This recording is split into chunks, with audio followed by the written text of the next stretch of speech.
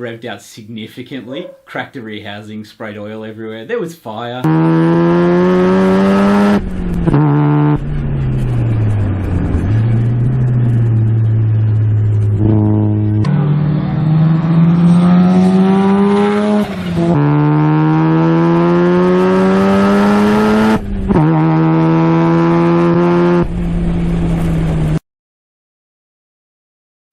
My earliest memory of motorsport was rocking up at racetracks and just watching Dad race. Everything from his RX-7 to, what else did he have?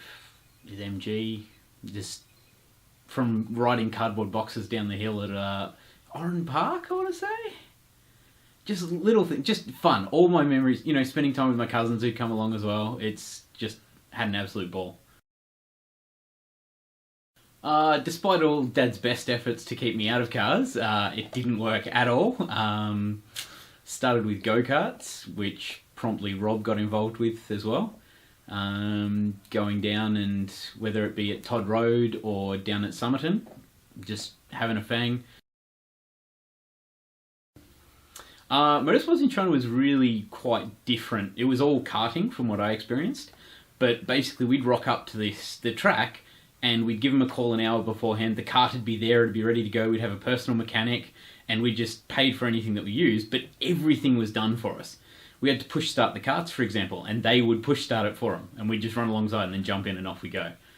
So that was really cool. It was definitely a different experience to what I had here, but the track was awesome. The facilities were really good. And then I bought my 86, which was probably where my personal journey really started. Modifying it, racing it, breaking it, fixing it, just never-ending cycle.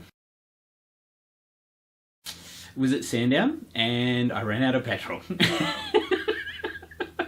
Hammering down the back straight, and it's just cut out, and I'm like, that's not good. Got towed back into the pits, and yeah, we were looking at everything. Couldn't be something as simple as running out of petrol. No, definitely not. Yeah, it was. And I have run out of petrol a few times since. But for different reasons. So I was one of the founding members and then president of the 86 Club.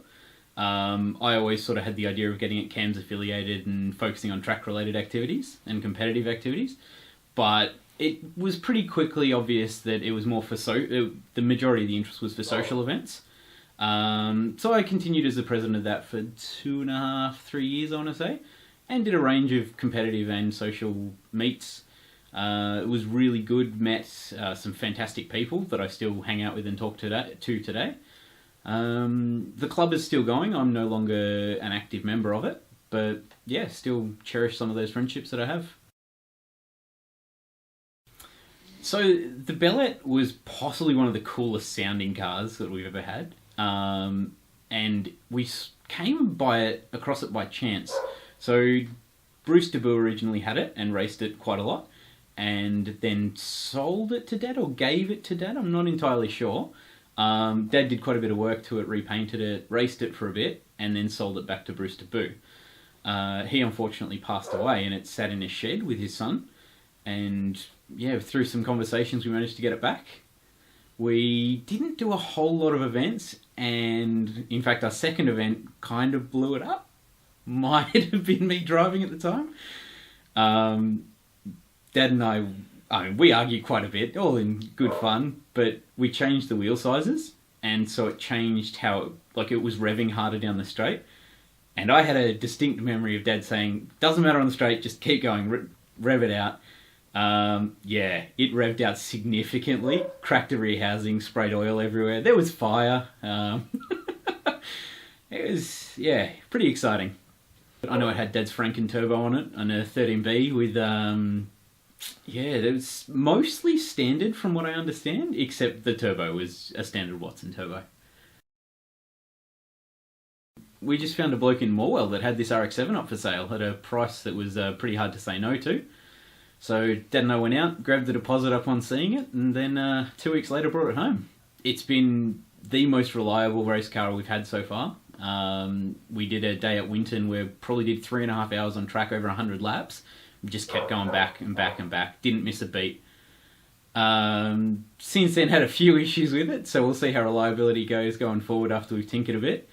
But yeah, it's just been Dad and I's project for quite a while. Dad retired, so he needs something to do, and this is it. So it's been an awesome project for the two of us.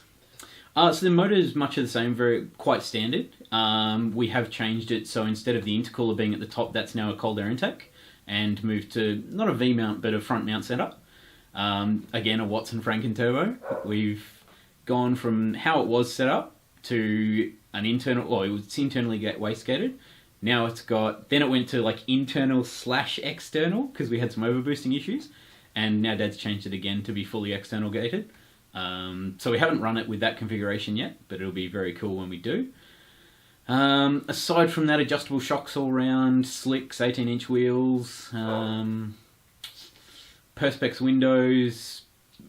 When I'm on track, nothing else matters. Like, it doesn't matter if I've got stresses at work, stresses at home. It's just me and the car and the road.